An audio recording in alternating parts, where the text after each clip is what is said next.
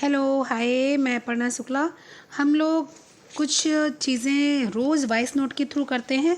तो आज voice note के थ्रू मैंने सोचा कि अब जो आप लोग योजनाएं पूछते रहते हो उस योजनाओं को हम लोग करेंगे। कैसे करेंगे? वॉइस नोट के थ्रू करेंगे। ठीक है, तो आज हम लोग क्या करेंगे? आज हम लोग करेंगे जवाहर ग्राम समृद्धि योजना। मैंने कहा था योजनाएं करवा दूंगी।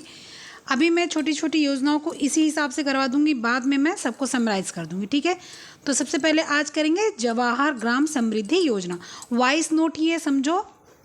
बस एक पिक्चर इसलिए लगा रखी है कि आप लोग इसको पिक्चर देखकर समझ जाओगे, तो आप इसको देखने की कोशिश करोगे, पूरा सुनोगे, पूरा समझोगे। ठीक है, तो जो इसकी शुरुआत हुई थी 1 अप्रैल 1999 को इसकी शुरुआत हुई थी। यह योजना जवाहर रोजगार योजना का ही संशोधित रूप है। ठीक है, इसका उद्देश्य क्या था? इसका उद्देश्य था ग्रामीण क्षेत्र में गांव की आवश्यकता के अनुरूप इंफ्रास्ट्रक्चर विकसित करना, ताकि गांव में निवास करने वाले जो ग्रामीण हैं उनको रोजगार का अवसर मिले।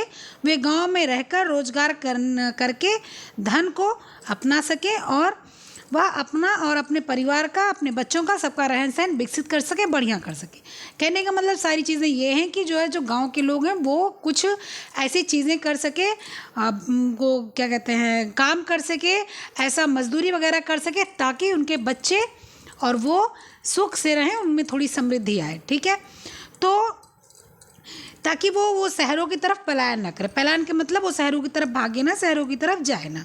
ये जवाहर ग्राम समृद्धि योजना का उद्देश्य है।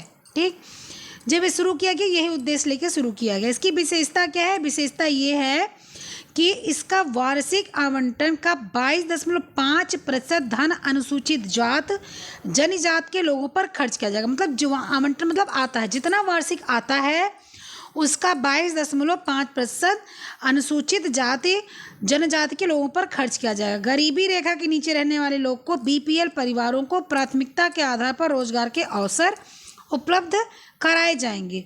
इसका कार्य क्या है? इसका कार्य है सैनिटरी लैट्रिन यानी कि स्वच्छ शौचालय तथा जो बिना धुआं का जो चूल्हा होता है उसको लगाना। उसके बाद लाभार्थी जो होता है, मतलब जो ये काम करता है, जो इस योजना का लाभ उठा रहा है, उसको लाभार्थी कहा जा रहा है। लाभार्थी जो हो वो स्वयं की भूमि तथा जो लकड़ी वगैरह की चीज़ें, जो स्वयं की भूमि पर लकड़ी तथा घास हेतु पौधारोपण कर सके। सिंचाई के लिए खुला कुआं तथा बोरवेल की सुविधा उत्पन्न हो जाए। मछली पालन के लिए तालाब की खुदाई या पुनः खुदाई का कार्य किया जा सके। लाभार्थी को उपजाऊ भूमि पर फूल तथा फलदार पौधे लगाने को मिले। सरकारी भूमि, भूदान, भूमि सीलिंग, सरप्लस भूमि के आवंटियों की भूमि को कृषि योग्य बनाने का कार्य किया जाए। ये सारी चीज़ें कौन करेगा? ये सारी चीज़ें करेंगे जो लाभार्थी हैं, जो जवाहर रोजगार योजना में कार्य करते हैं। लाभार्थियों को रहने हेतु आवास की व्यवस्था की जाएगी। इस हेतु आवास का निर्माण कार्य भी किया जाएगा या कराया जाएगा। जवाहर समृद्धि योजना का ये मतलब होता है। ठीक, तो जवाहर समृद्धि योजना सब लोग समझ गए।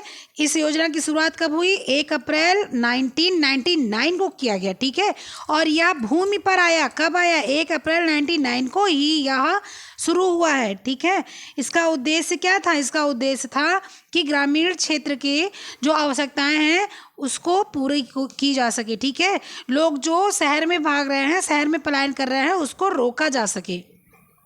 गांवों का निवास स्थान जो है उसको बेस्ट बनाया जा सके, बेस्ट किया जा सके।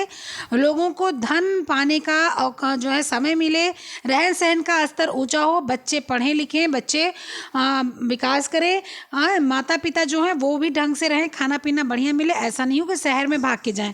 ज़रूरी नहीं है कि जो शहर में जा रहा है उसको शहर में अच्छी चीज़ें मिले ही। कई बार क्या होता है, ग्रामीण लोग शहर में जाते हैं तो शहर में वो और परेशान हो जाते हैं, और वो सामाजिक कारणों से वो लौट कर नहीं आ पाते हैं, क्योंकि जो उनको डर लगता है कि ऐसा ना हो मैं वहाँ से लौट के जब घर जाऊँ, गांव जाऊँ, तो लोग मुझे कुछ बातें सुनाएं। ठीक है, तो इस सब की वजह से जवाहर ग्राम समृद्धि योजना शुरू किया गया। ठीक, अब ये एक योजना हो गई। नेक्स्ट योजना मैं फिर बताऊंगी। ठीक है, नेक्स्ट वॉइस नोट में। तब तक के लिए बाय।